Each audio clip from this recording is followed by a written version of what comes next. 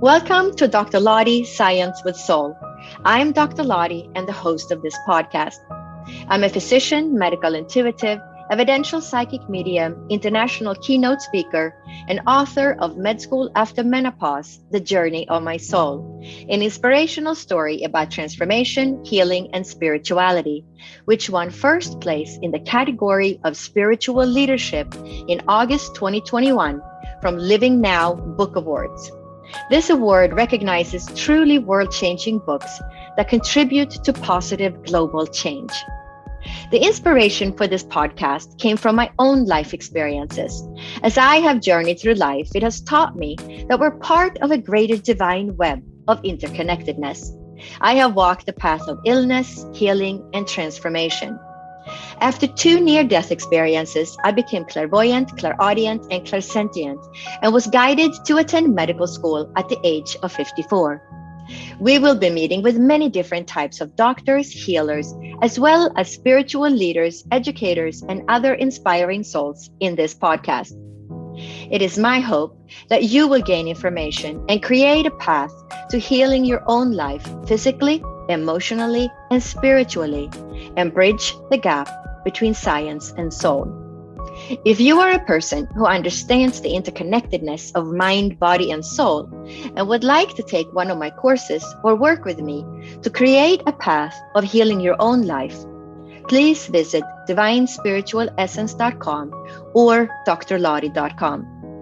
To stay up to date on future episodes and to help us reach a larger audience, remember to subscribe, review, and share this podcast, as well as subscribing to my newsletter at divinespiritualessence.com.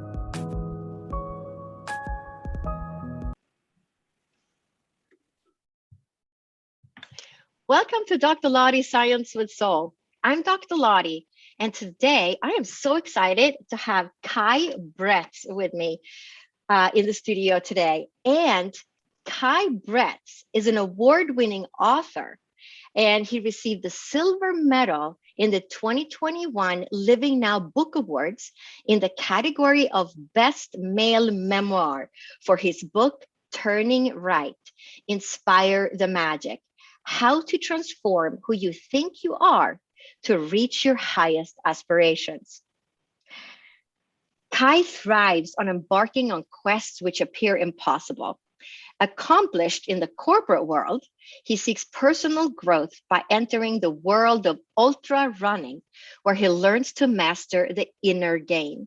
A challenging journey of emotional development unfolds, letting go of his limiting beliefs. Lifting his performance by 22% in 18 months, he becomes the fastest ever Australian at the 24-hour World Championships in 2019. His insights go beyond what it takes to achieve world-class results and have helped him since to be a more effective corporate leader. Anyone can step into their greatness.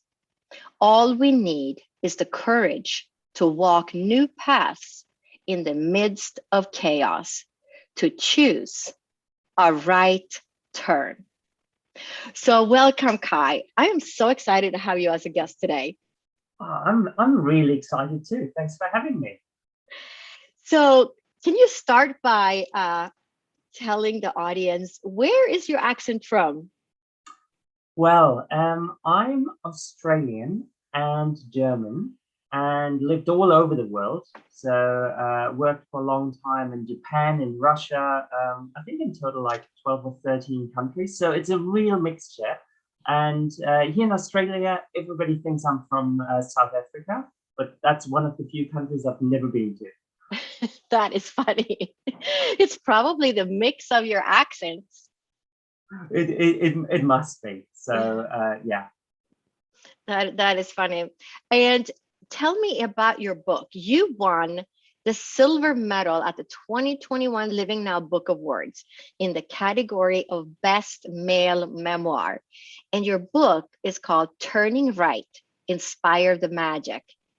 Now, what do you mean by turning right? All right. So turning right was, it was an epiphany I had, and which really changed the trajectory of my entire life. And now I even have a business called Turning Right, and I help other people somehow do something similar. So what happened was, it must have been 7, 8 years ago. I was a hobby marathon runner next to a corporate career. So a weekend warrior, and very much focused on success. So it was success, success, success. The problem I had was that no success was good enough. And whenever I reached another peak, some of the half-life of that success was fading away very quickly. And I found a mentor. He probably instantaneously knew what my problem was, but being a good mentor, he didn't try to tell me. He let me experience some of where my limitations lay. And so he just said, "Well, Kai, you're very much in control." It was that typical German here in Australia of just very, very measured, very disciplined, very, very much doing the same day in, day out, and getting pretty far with it, but at the same time limiting it. So he prescribed something which he invented, which was a mystery run. Saying, "Kai, just go for a run. Let a friend of yours do the running for you. So you just follow him. Whatever he does, you do. You at no point in time you actually know where you're going, how fast you're going, how long you're going. So basically, you surrender completely and just run." Now, probably my face went completely white at that moment because I was so terrified of not knowing somehow what would happen and not being in control. And the instantaneous question which popped up was, when is it fair to give up? That was really my mindset, probably in life in general. It's like, when is it fair to give up? And so the big day came where the first mystery run was happening. I was terrified. I almost tried to pull out, but there was somehow too probably there was too much shame of someone pulling out. So I went with it. And this friend of mine, he picked me up. He went through the garden gate, full of confidence because he was going to make me suffer in that run. And he turned right. So I had to turn right as well at my garden gate because those were the rules. And being a good German, someone followed the rules. And that was the moment when I noticed that I had never ever turned right at my garden gate. I'd been so focused on going for a run every single day and getting my training in and somehow doing all those little things which one has to do, all the discipline, which got me very far. But it had never occurred to me that I could somehow slightly deviate from my normal well-trodden path and even turn right at my garden gate, because that was a world, like figuratively speaking, there was this world to the right of my house, which I just was too scared to enter. And obviously my rational mind said, well, what does it matter? If you turn left, if you turn right, it doesn't matter. You won't become a better runner. And I tell you, I couldn't have been more wrong. So that right turn physically became more a metaphor for entering new paths and trying out new things, being more innovative, being more creative, and just seeing where life would take me if I had a bit more courage to explore and see what would happen. So that's turning right in a nutshell. I love it. What a great story. And I know on the cover of your book, it says, "How to transform who you think you are to reach your highest aspirations." Now, I'm intrigued. What is your message? So I really noticed, I thought that journey was a self-development journey. That's what I thought somehow, because it was about getting better. And then I noticed it was way, way deeper. And many of us are on that journey where it's really about, it's about getting rid of an identity which becomes somehow too restrictive for what we really want to do, and somehow putting a bigger frame around us. So really widening who we think we are, because it's, while we all want to grow, and everybody says, yeah, I want to grow, and obviously we all want to grow, there is that element within us which just says, yeah, stay small. We're not worthy. We're not good enough. We're just, this is where we belong, and don't rock the boat. All those kind of messages. I mean, if very familiar to me, and I noticed in the journey of turning right that it was really about finding out who I really was. So, and not that I have the answer yet. It is a process, but that's really, you mentioned the performance improvement I had of 22% after, that was after almost 20 years of running. So where you say after 20 years of doing something day in, day out, still finding the performance jump, it's not about the performance, it's just an indication of what we can do when we redefine ourselves. And that's the journey I'm taking the reader on, because each one of us can do that. Wow. So in your book, you embark on a quest of personal transformation because you were expecting more from life. Now, we could talk about your journey from a hobby marathon runner to one of the best ultra runners at world championships levels. Yet, I'm much more interested in your inner journey. How can a non-athlete relate to your story? I think it is way more about the inner journey. So it's, I truly believe we all have our outer journey. So something which is a challenge in our lives. And in my case, it might have been that running part. There's also the corporate world, but it doesn't really matter whatever your outer journey is, as long as it gets you out of your comfort zone. And I think we all have opportunities for that, being outside of our comfort zone. And then when we pay attention, we can actually learn a lot about ourselves. And so the first step where I increased my awareness was that aha moment where I noticed I'm really clinging to control.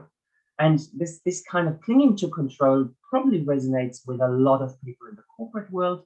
It's that kind of belief.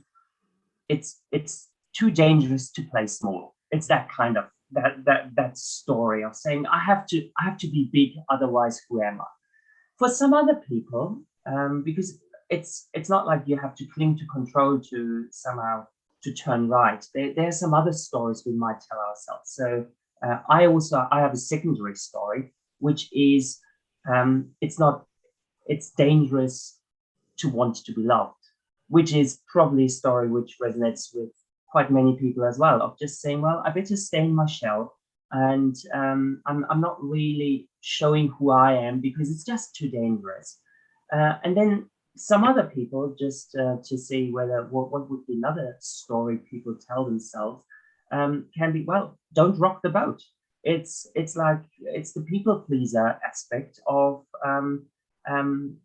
just trying to be liked by being likable. And so none of these kind of strategies, which we all have some elements of them, whether it's not rocking the boat or somehow trying to protect ourselves or being in control, they all get us very, very far. And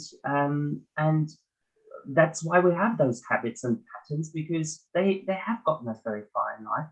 But there comes the moment where they just don't get us much further. And it's pretty typical that we get to the same kind of challenges over and over again in our lives. And we say, why do we always attract those kind of challenges? Well, guess what? It's not the challenge we're attracting. It's us, really, where if we let go of those beliefs and those stories, then suddenly the challenges disappear. And then the next performance jump, fulfillment jump, something magical happens. And the starting point, in a very simple way, is turn right. So do something which you normally would not do. If you're a people pleaser, well, try to just speak your truth and see what happens, because what you think will happen is actually not what will actually happen eventually. So and that's a right turn. It can be as simple as that. Oh, I love it. And it's so true. You know, the stories that we tell ourselves is the way we see our life. And we make these stories about the things that we experience in childhood, and then these stories, these tapes, just sort of play and replay until you figure out that it's just a story and you have to change the story. So I love it. It's such a great message to everybody. Should all read his book. It sounds fascinating. I can't wait to read it myself. So you've run distances of more than 200 miles nonstop. What role does meditation and inner quietness play in these adventures? So when people hear 200 miles plus, it's like, oh, I don't even drive that far in my car. I mean, that's a typical response, and I agree.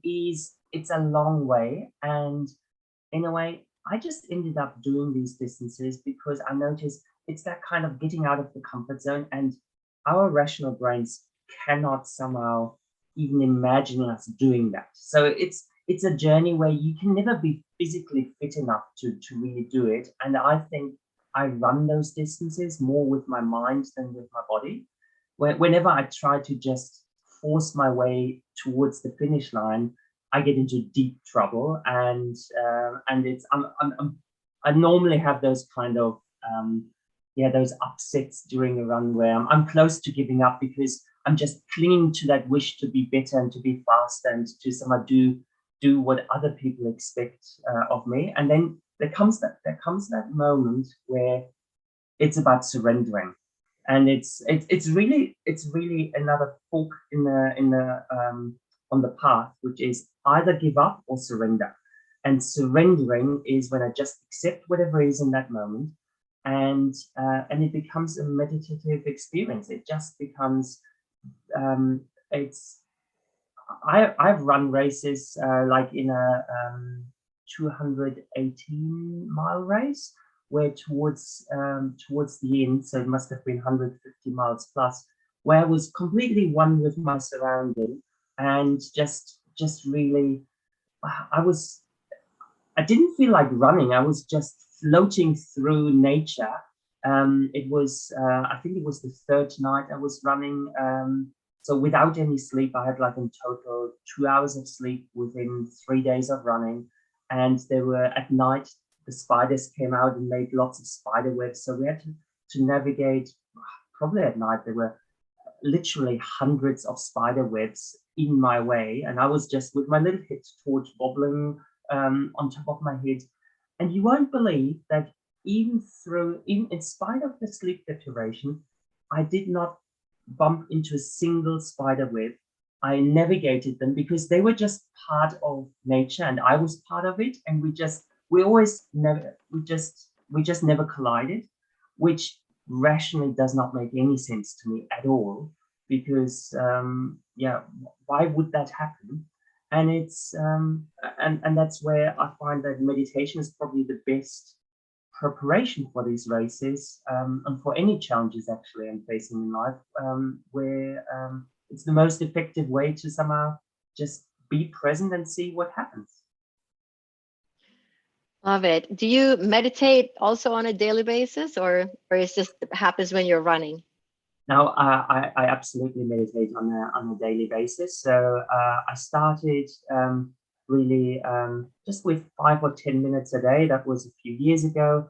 And my personal recommendation to anybody who does not meditate a lot, it's keep the entry barrier low. It's just don't make it too big, because then the excuses are easy to not do it. And then over time, I just ramped it up. So nowadays it's definitely it's an hour per day. And if I somehow can squeeze in a little bit more here and there, I do enjoy that. But roughly an hour a day, and it makes all the difference. So if the people who are listening are getting inspired, saying, wow, I should always wanted to run and I want to start running, what advice would you have to them? I'll refer to the low entry barrier. So similar to meditation, it's just it's to get into a habit. It really helps to not make it too big, because it's so easy on the 1st of January. I mean, it's coming up. New Year's resolutions are not far; they're around the corner. And what I see the mistake lots of people make is we're committing to drastic change, which is just too big to really commit to, and then shortly after, it's somehow it turns into failure, and it's like, oh yeah, well, I can't run an hour every day, and therefore I don't do anything. So keep it really, um, keep it low, whatever that means to you, and just get a habit out of it, and then just do it. And the body does take time to accustom to any new stress. So running is stress on the body, and the body will get used to it, but it takes time. So that kind of from zero to marathon within a few weeks, typically the body breaks down, and I unfortunately had to experience that myself. So there are injuries along the way, but by more navigating it with a bit more self-compassion. And so some discipline helps, but self-compassion was probably the part I was missing for a long time. It's that kind of balance. And the biggest recommendation I would have for people is really be clear about your why. Why do you want to run? And find something which, on those days where you don't want to go out because you might be too tired in the morning, or it's rainy, or it's cold, or you just don't feel like it, have a strong why to just say, so on those days, they happen for me as well. And what I then do is saying, okay, I might have wanted to go out for an hour of running, or 2 hours in my case, but all I'm doing now is I'm just going out. I don't feel like going out. I just go out, and it might be a 10-minute run, but I commit to 10 minutes, and then I see how I feel. And typically what happens is, in that kind of warm up of the first 5 minutes, I say, oh, this is not too bad. And I keep running. And then what is a commitment for 10 minutes eventually turns out to be more, just closer to what I really wanted to do in the first place. But it's connecting with that why again. That's great advice. I think that's something that most people do with the New Year's resolutions. Then, I'm going to do this an hour a day, and it's so important to set realistic goals and just go slowly and not be too hard on yourself. And so important, the compassion for yourself.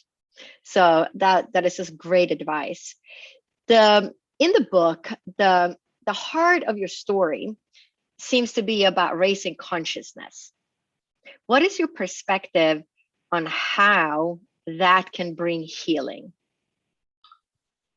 Yeah, so my starting point in the book was a very reactive mind. I mean, I already said I was clinging to control, and I just wanted to. I had that story coming from my childhood of, I have to be successful in order to be worthy, and in order to somehow belong somewhere. And it's a story which played out over and over again in my life, of just that kind of conditional, in a way, the conditional love of, as long as I'm successful, then I will be liked. And I had lots of proof points for that perspective, but it was only a story.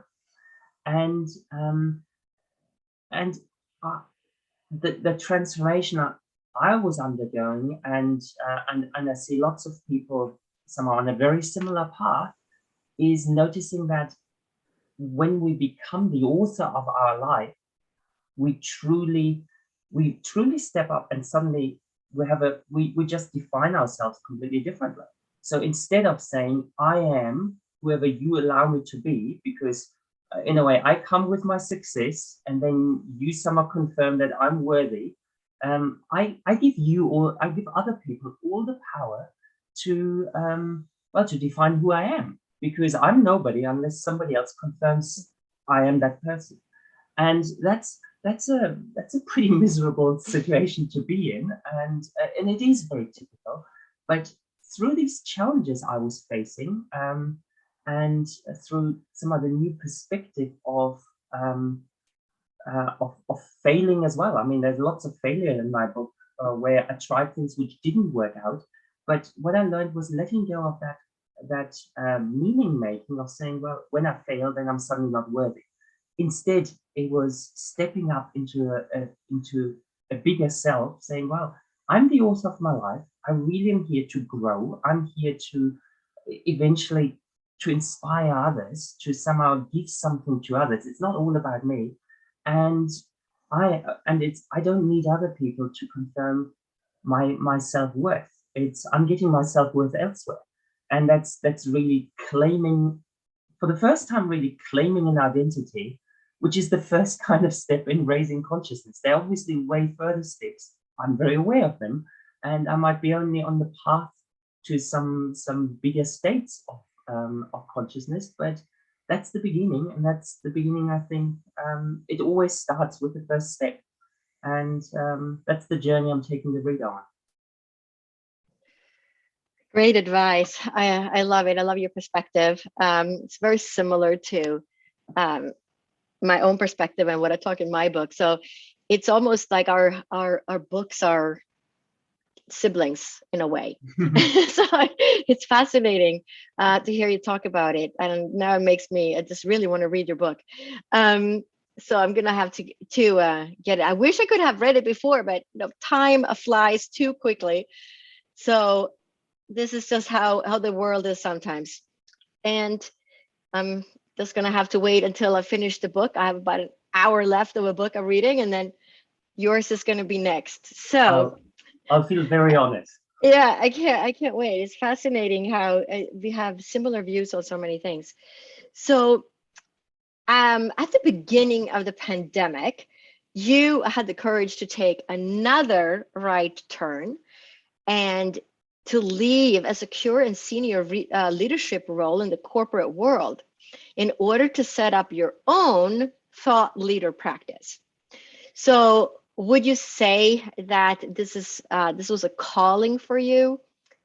And how are you inspiring that magic nowadays? Yeah, so what I noticed was somehow I was turning, I felt like upping the ante in running all the time. So it started with running a faster marathon, then it went to a 150-mile race, eventually 250, 220 miles roughly, and then World Championships. So there's somehow where you say, well, where next? And then I noticed really what I was avoiding was really doing what I preach in work.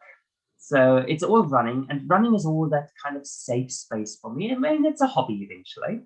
And why, if I really want, if it's all about inspiring the magic, it's I felt it wasn't enough doing that just through running. It's really taking it into the work environment where I felt in the corporate world, it needed, where the places I was working, they needed a lot of magic to happen, and there was certainly not many right turns people were comfortable taking, because it was all about predictability, all about making sure the boxes got ticked. And so I set up my own thought leader practice, and left that job, and left the security of getting a monthly payment, and having my annual leave every year, where the bills easily get paid, all of that. And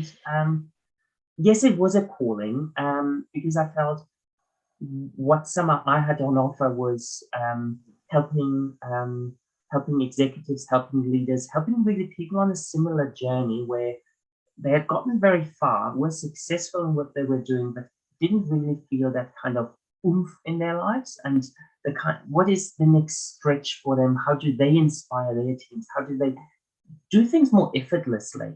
Because that was the very pleasant side effect I've noticed is not a 22% performance gain. It's really, we can do that with half the stress. And that's, now we're talking when we do way more than we think we can do with half the stress. And so I became an executive coach, and working with executives across continents, which is really great through the pandemic. First, I thought, oh, how is this ever going to work out? Because people were losing jobs and businesses closing down, and I somehow stepped into that unknown place. And but the positive side I noticed very quickly was that my market had just grown. So rather than thinking I'm living in Melbourne, Australia, and rather than thinking of somehow working within Melbourne and maybe going to Sydney once in a while, just flying back and forth, it's really, I can work anywhere in the world because we're all used to having Zoom calls. And so I'm coaching executives in Tennessee, for example. I'm coaching executives as well in Germany, where I'm from. And so it's about executive coaching. The second thing I do is then how does that scale up to high performing teams? So how do teams interact together? But the premise always is there is no team growth without individual growth. So it really takes the leaders to step up their consciousness individually in order to really unlock something collectively. And then the fun part I'm doing, which is to scale it up even further, is keynote speaking and trying to excite broader audience, really pursue what they're capable of. Wow, that's just wonderful. And it is funny how the pandemic has sort of opened the doors to work more internationally, right? It's just there's some good things that also came out of the pandemic because it changed the way we work, and it changed the way for many people that are now able to continue working out of the house. They don't have to go into and sit at a desk all day because we've already proven that we are still productive even if we work from our house. So it's many wonderful things have come out of the pandemic like that. So you have lived all over the world. How many languages do you speak? I only speak 3. So it's English, German, and I lived in Spain for 3 years, did my PhD over there, so my doctorate. Those 3 languages I speak. French never somehow really stuck with me. And Latin, I learned Latin in school, which really helps me understand lots of languages when I read them, like Italian or some other Roman-based languages, but obviously there's nothing to speak. So, yeah. But still, that's great because it opens a lot of doors for all those nations. A lot of nations, of course, speak English, even if that's not their native language. But it's wonderful still to know that you speak German and Spanish for people that would want to work with you in those countries. And tell me, your book, Turning Right, Inspire the Magic. How can people find your book? Is it online? Can they purchase it on Amazon? Yeah, so Amazon will probably be the easiest place. So online, anywhere in the world, you can get it online. So on Amazon, get it as a paperback, get it as an ebook. You'll find it on Audible and the likes as an audiobook. I think it's on like 40 different platforms for audiobooks. So whatever is yours, check it out. It will be there. So I'm pretty sure. And if for whatever reason it might not work, I think on my website, just contact me as well. And my website, very simple. It's turningright.com. Oh, that's great. So can people work with you individually as well, or do you typically work with companies? I basically do both. So so the first thing I recommend to anybody who's considering even working with me is read the book or listen to the book, because you can save a lot of effort by just saying, well, it doesn't resonate, and if it doesn't resonate, I'm just the wrong person. And then there might be somebody else crossing your path to somehow work with you. But if it does resonate, it's via my website. It's easy to contact me. I'm also on social media, so LinkedIn, you'll find me on Facebook and Instagram. But so I work with both individuals and with companies. That's great. And do you happen to know what your Facebook name is or your Instagram name? They're both Kai Bretz Turning Right. So so with my name and with Turning Right, any combination you typically find me. It's yeah. Easy enough. And I'll put the links at least to your website. It depends how long the notes are, how much text they allow me. Sometimes I can fit the Facebook and Instagram as well in there. If they go to Turning Right, are your Facebook and Instagram, can they get to Facebook and Instagram from your website, or they just search on it? So absolutely, it's on my website. There's one tab, Contact, where you can either send me an email, or there are also links to Facebook, LinkedIn, and Instagram at the bottom of that page. So contact me via my website. Absolutely, relatively easy. Yes. All right, and I'll make sure to put that in the podcast notes. So turningright.com. So I want to thank you, Kai, for being a guest today. It's been an honor to have you here and having you share all your wisdom with the audience today. It's such a pleasure, chatting to you, and thanks for having me. Yeah, it was a pleasure. Thank you so much. I hope you enjoyed listening to this episode of Dr. Lottie Science with Soul. To stay up to date on future episodes and to help us reach a larger audience, remember to subscribe, review, and share this podcast, as well as subscribing to my newsletter at divinespiritualessence.com. If you are a person who understands the interconnectedness of mind, body, and soul, and would like to take one of my courses or work with me to create a path of healing your own life, please visit divinespiritualessence.com or drlottie.com.